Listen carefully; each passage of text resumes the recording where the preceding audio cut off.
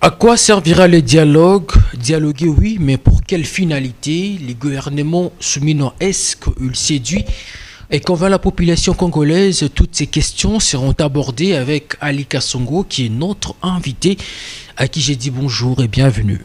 Bonjour, Monsieur Paul Senga. Merci beaucoup pour cette invitation. Je suis très content de me retrouver encore sur ces plateaux parce que beaucoup de téléspectateurs nous attendent et donc je suis très fier de ces beaux cadres, donc je vous remercie. Déjà, le parti se porte bien? AARDC, ce parti se porte à merveille.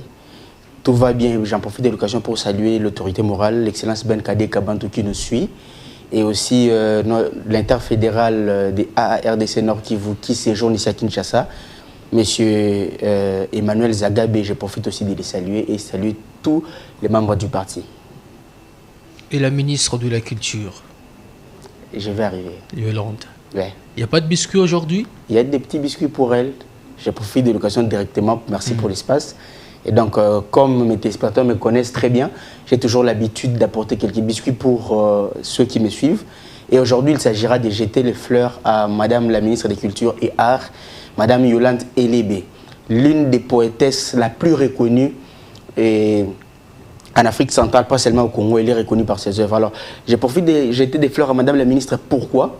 Parce que déjà, le 30 août passé, elle avait milité pour faire asseoir la politique artistique. C'est-à-dire, il fallait que les métiers des arts et des cultures soient protégés, et au moins une politique pour la réglementation de ces secteurs. Le combat a été bien mené et aujourd'hui, les artistes et les amoureux de la culture sont protégés. Non seulement ça, récemment, le vendredi écoulé, je crois c'était le vendredi 13, au Conseil des ministres, on a validé le décret que Madame la ministre a porté. C'était sur quoi? C'était sur... Donc il s'agissait de créer un cadre juridique dans ces secteurs. C'est-à-dire, il y a eu création du centre culturel et artistique des pays d'Afrique centrale. Ce centre ne bénéficiera pas seulement aux Congolais, mais à tous les pays d'Afrique centrale, et ça jouera beaucoup parce que notre pays sera aussi vu sous une autre casquette. J'en profite de l'occasion pour dire ici aux ennemis de la République, c'est là qui disent de n'importe quoi sur Madame la ministre. En tout cas, arrêtez de dire des bêtises parce que Madame la ministre, Madame la ministre des Arts et Culture est en train de travailler, et déjà avec ça, ça permet à ce que la culture et l'art dans ce pays soient promus, au lieu que la ministre soit seulement dans des fêtes, dans des invitations, ça et là on l'appelle et c'est alors que les gens vont applaudir. Non. En tout cas, Madame Yolande Elébé est l'une des meilleures ministres qui travaillent derrière la vision du chef de l'État à qui je jette les fleurs. Donc on doit quasiment dire que la ministre de la Culture et Arts est une réponse attendue aux problèmes, aux maux qui rongent ou qui rongeaient justement la culture congolaise. Oui, parce que vous savez, dans ce pays, il y a ce qu'on appelle SOCODA, hein. Donc, pour sécuriser les œuvres d'esprit, tout ça, soit des droits d'auteur. Malgré cela, il y avait toujours des artistes et des amoureux de la culture qui pleuraient, qui regrettaient, parce qu'il n'y avait pas l'organisation dans ces secteurs pour essayer un peu de protéger les œuvres d'esprit. Vous savez, l'art coûte trop cher. La culture, c'est un miroir pour un pays, pour une nation, pour des régions. La culture doit aussi être protégée. Et grâce à Madame la ministre aujourd'hui, l'art est protégé, la culture est protégée. Et donc, je dirais que c'est l'une des réponses attendues par la population dans ces secteurs de culture et art. On va mener notre enquête pour voir si ce que vous dites est réellement vrai. Effectivement. Est-ce que ce n'est pas du Kadiosha ou encore du Djalelo?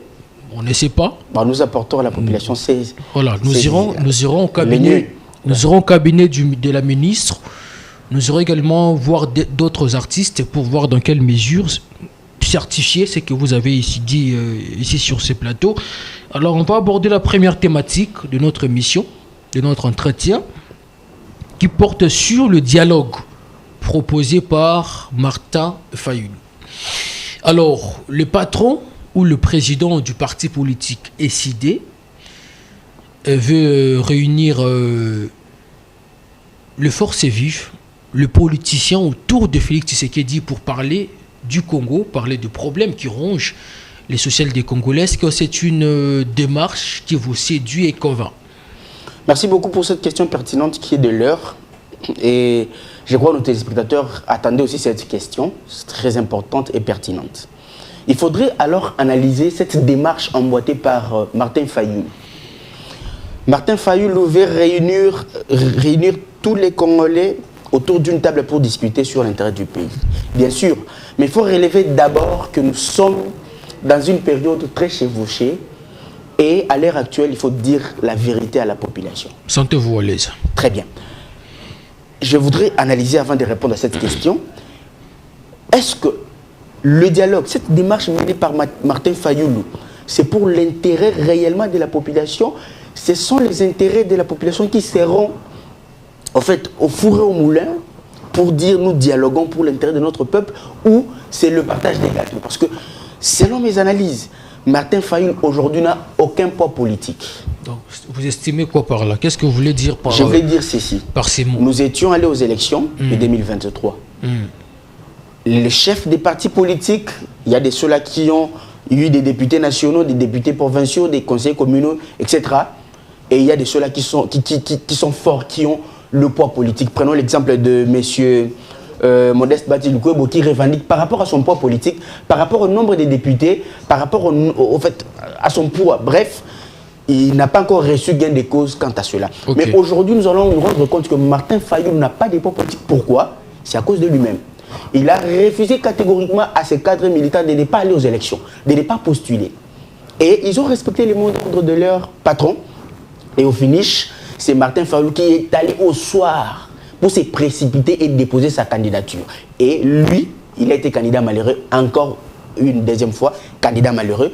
Et il a fait, au lieu de donner aussi la chance à ces cadres de pouvoir aussi porter leur voix, apparemment, mais à cause de lui, ce cadre n'ont pas pu être représentés. Apparemment, vous avez un problème personnel avec Fayulu. Non, ce n'est pas un problème personnel, ce sont les faits que nous analysons. Mais parce que vous savez, ces contextes, vous savez que je parle en parlant des poids politiques, ça peut aussi influencer ces dialogues. Dans quel sens? Dans quelle mesure? Dans la mesure où, comme Martin Fayulu n'a pas de poids politique, il faut quand même un positionnement politique. Il faut positionner parce que derrière lui, il y a toute une ribambelle de cadres et de militants qu'il faut aussi positionner, pistonner aussi politiquement. Et si Martin Fayulu n'a pas... Donc il vient chercher les postes. Si Martin Fayulu n'a pas en fait, des soubassements pécuniaires pour préparer aussi les échéances de 2028, et donc il peut... Parce que venir comme ça revendiquer, il n'y aura pas match parce que Martin Fayulu n'a pas de poids politique. Mais par voie de dialogue, nous connaissons ce qui se passe au pays. Vous allez venir autour d'une table et puis on vous dit non, vous savez, pour que nous puissions y arriver, moi j'exige ça. L'autre là va exiger, l'autre là va exiger. Donc, et puis ça ne sera plus pour l'intérêt de la population. Vous estimez que c'est un dialogue qui ne vise pas l'intérêt du peuple, mais plus... le fait que les élus doivent partager, ou les politiciens doivent partager les gâteaux. Monsieur Paul Senga, vous savez, il y a la crainte. La crainte, c'est une crainte. Oui, il y a la crainte. Mais pas une réalité. Écoutez, la crainte, pourquoi? Parce que c'est lui qui emboîte cette démarche n'est pas crédible. Comment ça, Fayulu n'est pas crédible? Martin Fayulu, sur le plan de l'opposition, Martin Fayulu n'est pas crédible. Comment ça? Pourquoi d'abord? Lamouka, c'est lui. Lamouka, c'est lui, bien sûr. Si aujourd'hui... Mais est-ce que Lamouka a la même force que Lamouka avait auparavant? C'est Fayulu qui a crédibilisé les élections de 2023. Même pas. Fayulu lui-même n'est pas crédible. Il n'a pas su d'abord convaincre tous les opposants. Il doit d'abord commencer par réunir tous les opposants autour d'une table pour dire non, nous allons dire au chef de l'État de pouvoir écouter notre voix. Nous devons aller au dialogue par rapport à tout ce qui se passe, les atrocités. C'est une proposition. Mais c'est une proposition, bien sûr. Et pourquoi l'opposition digère mal? On a combien d'oppositions dans ce pays? L'opposition doit être unifiée. Vous cherchez à unifier tous les acteurs politiques, tandis que vous-même, vous êtes dans l'opposition. Voilà pour aujourd'hui. Donc vous conditionnez le dialogue avec la cohésion de l'opposition. Vous savez... Entre eux, ils doivent parler même langue avant de venir dialoguer avec Fachi. Ce n'est pas vraiment une exigence, mais au moins c'est un aspect très important à prendre en compte. Parce que Vous savez, même la Bible dit, une maison divisée contre elle-même, en tout cas, il n'y a pas mal, ça ne marche pas. Alors, il faut qu'il y ait un langage commun d'abord. Mais on vient parler Congo, on vient parler problème des Congolais, pas problème des politiques. Écoutez, si Martin Fayoul voudrait très bien parler Congo pour l'intérêt de nos populations, pourquoi les gens d'ensemble pourraient boycotter la proposition? Pourquoi? C'est que eux-mêmes dans l'opposition, ils ont déjà au moins des échos que ces dialogues n'est pas crédible. Et pour le FCC, le problème ce n'est pas Fayoul, le problème c'est vous, vous ne respectez pas des accords. Qui dit que nous ne respectons pas des accords? Et c'est Fayoul, c'est plutôt Kabila Joseph et son FCC, c'est Moïse Katumbi et son ensemble. Respecter les accords, ce n'est pas un problème. Vous savez, le chef de l'État... Vous n'êtes pas crédible.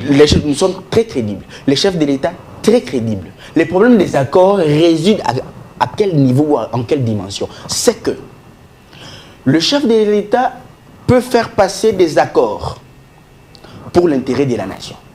Des accords au bénéfice de la République. Puisque lui-même d'abord, ce que j'aime avec les chefs de l'État, aujourd'hui, lui, il est déjà... En fait, c'est déjà un papa, il passe déjà sa carrière. Il est en train de former les jeunes pour prendre la relève. Une telle personne qui a le souci de pouvoir léguer à la République des textes très bien faits pour ne pas abandonner les Congolais à leur propre sort.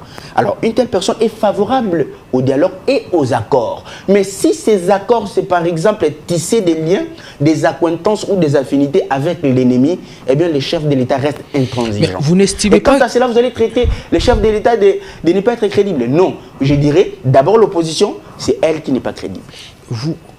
Vous n'estimez pas qu'au regard de la situation sociale des Congolais, la situation sécuritaire dans l'Est, il n'est pas important actuellement de dialoguer ou de parler Congo? Merci pour la question, c'est très important. Mais il faut voir dans quel cadre, dans quel contexte organiser ces assises. Déjà, moi, je dirais que à la fin du mandat passé du chef de l'État, il avait déjà tendu la main à tout le monde. Les chefs de l'État n'avaient pas des partis pris, tout ça. Mais la réponse il avait appelé les acteurs politiques à travailler. Mais l'opposition a répondu. Non, l'opposition avait commencé d'abord par boycotter, Finalement, ils ont répondu Martin Fayoul, non, finalement, oui, mais Martin Fayoul, quant à lui, selon moi... Donc votre problème, c'est Fayoul? Non, parce que c'est lui qui a initié les trucs. Martin Fayoul doit commencer d'abord. Il y a aussi Mukwege que vous ne citez pas. Écoutez, je vais arriver. Vous parlez que de Fayoul. Je vais arriver. Martin Fayoul doit d'abord commencer par se repentir. Comment ça? Il a blessé les Congolais, il a choqué les Congolais par rapport à son comportement durant la période électorale. C'est-à-dire, expliquez-vous. C'est ce qui nous prouve que Martin Fayoul n'est plus crédible. Alors, il doit d'abord commencer. Comment vous allez accepter la main du chef de l'État? Vous niez d'abord son électorat. C'est impossible. Alors, dans l'opposition, nous sentons une forte gabégie. Pourquoi cette forte gabégie?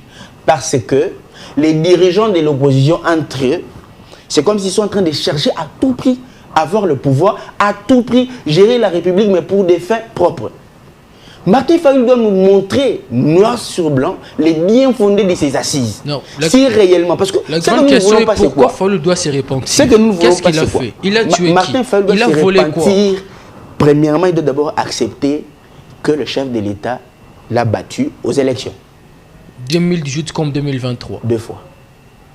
Sans discussion. C'est-à-dire, s'il accepte que Fathi est président de la République, il doit d'abord accepter ça. Vous acceptez de dialoguer avec lui. Oui. Vous passez là, si vous passez quelque part, on vous dit, le président est élu, le président est élu. On n'a qu'un seul président élu. C'est quoi les problèmes avec les gens de l'opposition?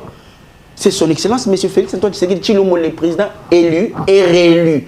Martin Fayoul doit d'abord accepter cela, se repentir, demander pardon d'abord à ces cadres du parti qui ne sont pas à l'Assemblée nationale, qui ne sont pas au Sénat. Parce qu'il avait refusé qu'il ne soit... Vous savez, Martin Fayoul a des textes très bien faits. Et puis il a des gens qui sont vraiment aimés par la population. Les gens qui devraient être les représentants de la population. Mais à cause de Martin Fayoul, ces gens sont au chômage. Est-ce que les dialogues ici, c'est pas pour chercher de quoi donner à ses corollaires? Là, c'est votre démarche. C'est une crainte, une petite crainte qui discrédite Martin Fayoul. Mais Fayoul a dit que son problème, ce n'est pas les postes. C'est pourquoi il doit tracer. Martin Fayoul doit donner l'ébauche. Vous savez, écoutez, s'il vous plaît, vous savez, dans des assises pareilles, ce n'est pas le tout premier dialogue ici en RDC, il y en a eu tant d'autres. La crainte, c'est que nous refusons, parce que nous refusons que Martin Fayulu, parce que à quel moment Martin Fayulu a demandé le dialogue? Il aurait fallu qu'il demande le dialogue depuis très longtemps, soit avant les élections, soit après les élections. C'était un premier mandat, c'est déjà le deuxième mandat, mais rien n'est fait. Martin Fayulu, la population souffre, c'est logique. Tous les efforts consentis par les chefs de l'État pour en finir avec la situation des guerres, pour stabiliser la vie sociale, les paniers de la ménagère et consorts. Les chefs de l'État mouillent déjà les maillots pour ça avec l'équipe de Mme Juliette Souminois. Donc en gros, vous soutenez la démarche du FCC et d'Ensemble.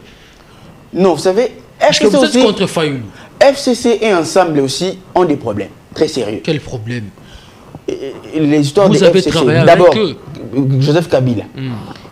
Il a empêché à tous ses corollaires de ne pas participer aux élections. Pourquoi? Pourquoi? C'est un devoir civique. Chacun est d'abord libre de pouvoir aller voter les dirigeants de son choix. Dans ce cas, c'est vous le problème. Mais quand vous refusez, Fayulu refuse. Quand vous venez, vous créez des problèmes. Et il n'y a pas moyen de cogiter avec lui. Il y a monsieur Moïse Katumbi. Bon. Votre allié de taille. Monsieur Moïse Katumbi était avec nous. Saint lorsqu'il était avec nous. Il était avec nous dans l'Union sacrée. Écoutez, les 5 Katumbi. Aujourd'hui, devenu les démons Katumbi. Non, on ne va pas dire que Moïse Katumbi est devenu démon. Mais le problème, c'est quoi? Il était avec nous. Est-ce qu'il est à mesure, s'il nous a quittés parce qu'il est en train de voir que les choses ne marchent pas bien, jusqu'à là on ne fait rien pour la population depuis le début du mandat de chef de l'État, du premier mandat. Et qu'est-ce que lui, il a apporté comme solution ou proposition phare qu'on peut appliquer pour le salut de la population? Qu'est-ce qu'il a appliqué? Et vous pensez, lorsque nous allons aller au dialogue, c'est alors qu'il va amener des propositions concrètes? Je ne pense même pas. D'ailleurs, avec, là je vous dis une vérité, hein, même à ceux qui nous suivent, avec ou sans dialogue, nous, c'est-à-dire l'Union sacrée, les chefs de l'État, nous tous derrière lui, nous allons donner la solution au problème des Congolais. Parce qu'actuellement, vous faites quoi? Parce qu'actuellement, nous sommes en train de mouiller les maillots. Avec ces 100 jours Non, on ne va pas d'abord juger tous les bilans avec ces 100 jours. Les 100 jours, c'est juste l'échantillon. D'abord, il faut... 100 jours, il y a aussi des bonnes actions. Comme quoi? Pepsi? Nous allons y arriver. Les mal aussi avec les Congolais, c'est quoi? C'est que Pepsi est venu... Les Congolais, il y a des autres. Les haineux commencent déjà à critiquer Pepsi. Vous n'avez rien fait. Il faut accepter. Rien fait comment? Et les réformes qui vous avez remplacé Fiesta par Pepsi. Écoutez-moi. Mais le prix n'a pas changé. Écoutez-moi. L'impact. Avec ce qui se passe à Maloukou, l'implantation de l'usine de fabrication de Pepsi. Des zones économiques spéciales. Oui, oui. Et vous pensez combien de gens ont obtenu de l'emploi là? Moi, j'ai un ami aujourd'hui qui travaille chez Pepsi, qui est bien payé, bien rémunéré. Et ça, ce n'est pas un atout. Vous n'avez même pas résolu un quart de problème avec le Congolais. Ce n'est pas un atout. Il y a des réformes dans le ministère de la Justice. Vous soutenez plus de 17 réformes. Dans un pays où il y a plus de 14 millions de sans-emploi, vous soutenez la création de 6 000 ou 3 000 emplois. Ça, c'est insulter les Congolais. Vous savez, on doit d'abord commencer quelque part. C'est clair, regardez votre caméra, acceptez que vous n'avez rien fait. On doit d'abord commencer quelque part. Lorsque les chefs de l'État nous disent il y aura création de 6 millions, pas 6 000, c'est 6 400 000 emplois. Non, actuellement, vous avez créé que 6 000. C'est le début. Je vous ai dit, on doit commencer quelque part pour évoluer. Vous n'avez que 4 ans. Nous allons travailler dans ces 4 ans-là. Ce n'est pas que dans ces 4 ans, nous allons rester, croiser les bras. Non, les chefs de l'État sont en train de travailler. Et avec, vous allez voir dans des secteurs comme les secteurs des sous-traitances publiques, là, il y a déjà des avancées significatives. Avec l'ARSP. Oui, l'ARSP. Avec les DG Miguel Cachal, vous sentez dans ces jeunes, et qui a d'abord fait découvrir ces jeunes à la République? C'est l'excellence Félix Tshisekedi. On a l'impression que c'est un régime essoufflé. En quoi nous sommes essoufflés? Nous ne sommes même pas essoufflés. Les questions sont miennes. Nous ne sommes même pas essoufflés. Pourquoi? Parce que vous allez voir même, que ce soit à l'Assemblée nationale, que ce soit au Sénat. Là encore, il n'y a rien. Les élus sont révoltés contre Chilumbaï. Le premier vice-président, l'état des sièges. Vous parlez de quels élus? Vous parlez de ceux-là qui... du Nord. Écoutez, vous parlez de ceux-là qui ont quitté la salle. Pourquoi? Pour cette problématique pour étaler les ras-le-bol. Sur la sécurité à l'Est. L'état des sièges n'a rien résolu. Je peux dire qu'ils sont frustrés. Ils sont frustrés, simplement. Mais ce n'est pas la démarche qu'ils emboîtent pour... En fait, la démarche qu'ils emboîtent n'est pas bonne. Quand vous êtes, par exemple, dans l'Assemblée nationale, il faut savoir, vous êtes un élu, en fait, vous représentez la population. Quand vous arrivez à l'Assemblée nationale, vous allez représenter la population, porter la voix de la population et non pas, là, à l'Assemblée nationale, vous vous irritez, vous vous levez, vous partez. Vous partez et puis c'est à l'extérieur que vous allez vous exprimer. En tout cas, je ne suis même pas là. Mais j'allais dire ceci, qu'elle soit à l'Assemblée nationale, qu'elle soit au Sénat, pour revenir à ce que nous étions en train de dire, il y a déjà des efforts consentis. C'est-à-dire la question de la sécurité est sur table. On doit être patient. On doit être patient. Les choses sont... Oui, effectivement. Tout ne se fera pas pendant qu'on tue, vous voulez que les gens soient patients. À l'heure actuelle, le président de la République est où? N'est-ce pas, il porte notre voix aux Nations Unies là-bas. Mais pour quelle finalité? Qu'est-ce qu'on peut encore attendre de la communauté internationale si rien n'est fait? Écoutez. Donc vous estimez que la réponse au problème de l'Est doit venir d'ailleurs, de l'extérieur. Savez-vous que nous, les Congolais, nous sommes prêts, même à pied comme ça, de partir faire la guerre avec le Rwanda? Pourquoi on ne le fait pas? On nous a conscientisé, bien sûr. Pourquoi on ne le fait pas? Parce que la guerre qui se passe à l'est du pays à perpétuité depuis 1994 jusqu'à aujourd'hui, c'est une guerre qui présente des enjeux. Économiques, même sur le plan international. Social. Sur l'échelle internationale. Et pour cela, il faut une très bonne diplomatie. Parce que comme ça, si nous voulons directement attaquer... Donc votre diplomatie, elle est bonne? Non, la démarche du président de la République est très bonne. Pas bonne, très bonne. Pour le salut des Congolais. Ali Kasongo, vous êtes cadre du parti politique ARDC, à moins que l'expression est trahiranga. Namukuse. Voilà, Rana, Ozam, Kotamande Bonabisu à Tchango. Au moins, la réalité à Tchango. Bino Moko Bali régime Bako accusé Bino un régime dictatorial. Bino Moko Bako accusé Bino. Bako sa solution à problème ba congolais te batu bako lia bien te nangambo ouest. Finalement votre régime qui était comme attendu comme régime et la solution ba congolais beaucoup mi cauchemar il y a peuple congolais. Effectivement, là je dois regarder la population tout droit dans les yeux pour dire l'une des 4 vérités. Vous savez, aujourd'hui, nous n'allons pas nier qu'il y a la souffrance dans le pays. La situation économique, nous reconnaissons. Vous reconnaissez votre échec. Ça, c'est une bonne chose. D'ailleurs, le chef d'État lui-même, c'est quelqu'un de bien, qui reconnaît là où il y a des failles, qui reconnaît là où il y a des échecs, qui reconnaît là où il y a la maladie. Et qui veut que les choses aillent mieux, dans les mieux possible. Alors, nous reconnaissons qu'il y a la souffrance, bien sûr. Mais vous allez sentir dans les chefs de nos dirigeants ces soucis de se préoccuper de la population congolaise. De changer les choses. Vous savez, avec le nouveau gouvernement, Soumino, nous n'allons pas applaudir tout le monde. Nous allons applaudir les ministres qui travaillent pour l'intérêt de la population derrière la vision du chef de l'État. Quand le chef de l'État porte ces 6 axes prioritaires pour relever certains défis majeurs dans le pays, ce n'est pas à lui seul de parcourir ça et là. Mais il est en train de mouiller les maillots. Il faut alors qu'il y ait l'unanimité de ces ministres pour porter la vision du chef de l'État. Prenons l'exemple, vous voyez ce que, moi j'ai toujours dit ceci même dans d'autres médias, vous voyez ce que fait l'excellence Constant Moutamba dans le ministère de la Justice. Si par exemple, nous prenons l'exemple de monsieur, c'est où là, monsieur Guizaro, travaux publics. Si nous prenons par exemple ces secteurs dans ces ministères, si lui Guizaro aussi, fait quoi? Si lui aussi... Il n'y a pas de route à Kinshasa. Écoutez, c'est ce que je suis en train de dire. Les efforts que Maître Constant est en train d'aménager, si la même énergie était déployée dans les secteurs des travaux publics par M. Guissaro, on n'allait pas avoir des trous ici à Kinshasa ou je ne sais pas, des trous et le manque, je dis le manque en général des routes. Vous estimez qu'il y a encore beaucoup à faire? Donc il y a encore beaucoup à faire. C'est pourquoi je demande au ministre de pouvoir déployer d'abord l'énergie.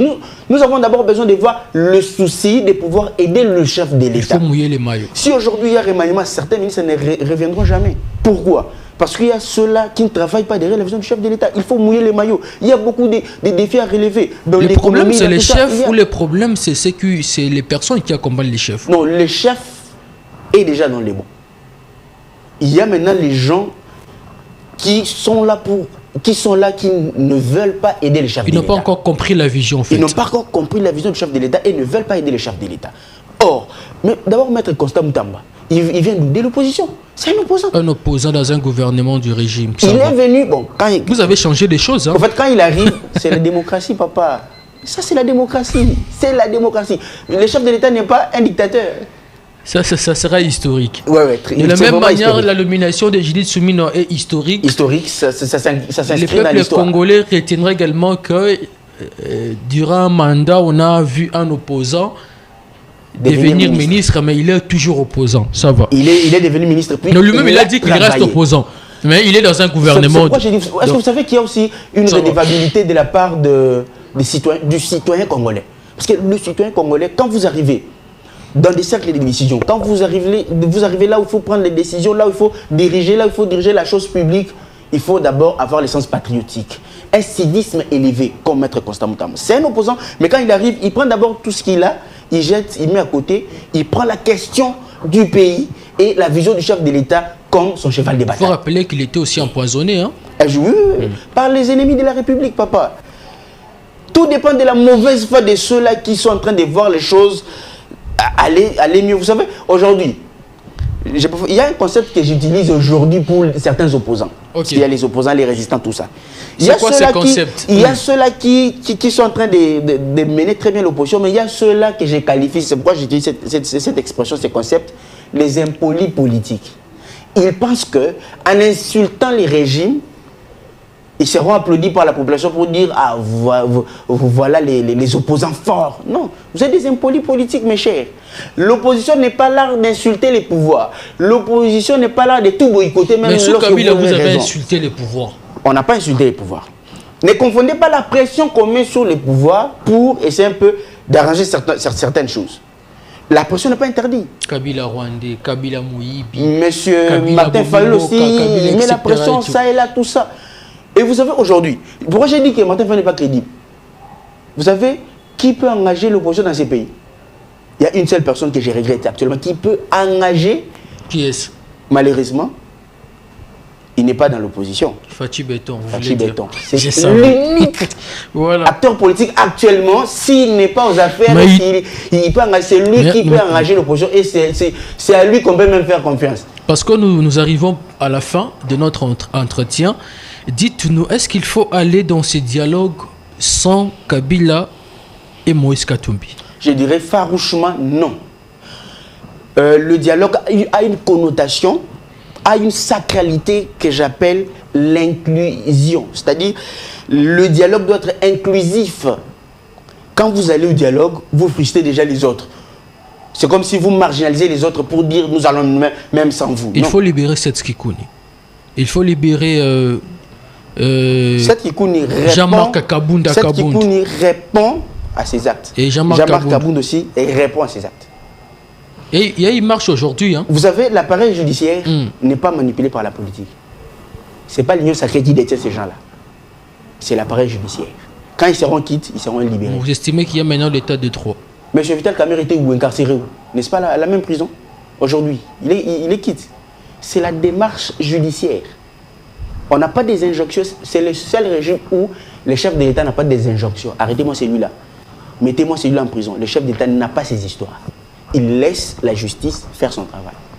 Au moment opportun, ils seront libérés. Soit, ils vont croupir d'abord là-bas, selon les faits. Nous restons factuels. Voilà, c'est pratiquement la fin de cet entretien. Regardez votre caméra, en lingala ou en français. Adressez-vous à la population qui vous suit. Et qu'est-ce qu'ils peuvent retenir du dialogue proposé par Martin Fayulu? Qu'est-ce qu'ils peuvent retenir de la gestion du pays par le régime Tshisekedi? Est-ce qu'il faut dialoguer nécessairement, mais pour quelle finalité? Votre caméra est là, adressez-vous à la population. Merci beaucoup pour la parole. Je m'adresse à la population, bien sûr. Cher peuple, chère population congolaise, le peuple congolais. Je m'adresse devant vous, je m'adresse à vous, devant ma caméra, pour vous dire ceci. Ne suivons pas le vent impétueux qui frappe de partout pour vouloir discréditer le chef de l'État, pour vouloir mettre des embûches dans la démarche que le chef de l'État a emboîtée pour le salut de la population. Vous savez, jadis à l'époque, M. Kagame a fait voir à la face du monde entier qu'il est innocent, qu'il entretient de très bonnes relations avec les Congolais et il est là, il n'est pour rien dans tout ce qui se passe. Or, avec la diplomatie du chef de l'État, une diplomatie d'ailleurs agissante, vous allez constater aujourd'hui que tout le monde entier va pointer du doigt M. Kagame pour lui dire non, toi, ce que tu fais là, c'est pas bon. Et la démarche aboutit déjà. Le chef de l'État, ayons foi au chef de l'État, il va terminer. Il va en finir une bonne fois pour toutes avec la guerre qui se passe à l'Est. Ce que nous ne voulons pas, c'est ce que le chef de l'État refuse. Il ne veut pas qu'il y ait encore des brassages, des mixages. Vous prenez les rebelles, vous les mettez dans l'armée, ça et là dans les institutions. Non, la démarche du chef de l'État est très bonne. Faisons confiance au chef de l'État. N'oubliez pas que nous avons un rendez-vous. C'est aux urnes que nous allons sanctionner positivement ou négativement un chef de l'État. Alors ne suivez pas ceux-là qui viennent vous embrouiller pour dire que non, le gouvernement ne fait absolument rien. Le chef de l'État ne fait... Faisons ceci. Arrêtons de suivre ces mouvements. Arrêtons de suivre les vents des impolis politiques. Restons, soyons soudés à côté de la vision du chef de l'État et soyons du bon côté de l'histoire. Voilà, c'était pour vous Ali Kassongo. Il a parlé à cœur ouvert sur des questions liées au social des Congolais, sur le dialogue proposé par Martin Fayulu. Êtes-vous convaincu de ses propos? Est-ce qu'il était à la hauteur par rapport aux questions ou sujets abordés? À vous de nous dire sur nos différentes pages de réseaux sociaux, Facebook, Instagram, X et autres.